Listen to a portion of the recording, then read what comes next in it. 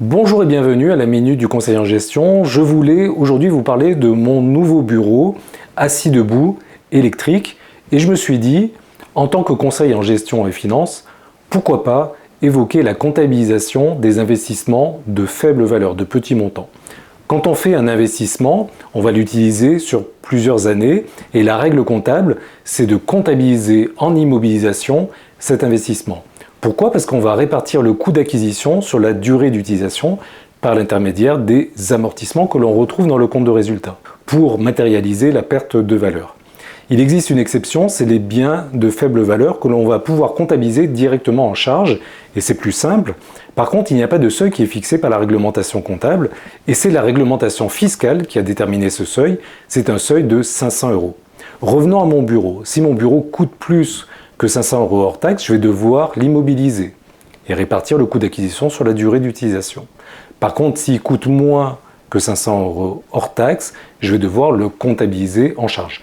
Il coûte légèrement plus que 500 €, donc je vais devoir l'immobiliser. Quels sont les critères décisionnels qui vont permettre de le passer en charge ou de l'immobiliser pour les biens de faible valeur, donc inférieurs à 500 €? Ça va être le critère fiscal. Si je veux réaliser une économie fiscale immédiate, je vais le comptabiliser en charge. Sinon, l'économie fiscale se fera sur la durée, sur plusieurs années, sur la durée d'utilisation. Si je veux que ce soit plus pratique, plus simple, je vais le comptabiliser en charge également. Par contre, si je veux conserver la trace de cet investissement, il est préférable de l'immobiliser parce que je vais retrouver cet investissement dans le fichier des immobilisations. Voilà, j'espère que ça vous a éclairé. Je ne sais pas si ça vous a donné envie de faire l'acquisition d'un bureau assis debout pour plus de confort au travail ou si vous en avez déjà un.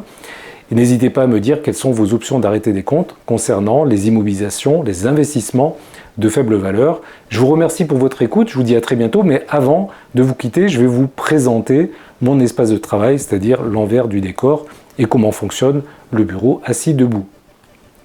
Donc voilà, vous avez mon espace de travail, alors j'ai pas beaucoup de recul, et là vous avez ce bureau qui est d'origine française, pas de fabrication française, mais en tout cas je pense qu'il est fabriqué à l'étranger, mais conçu en France.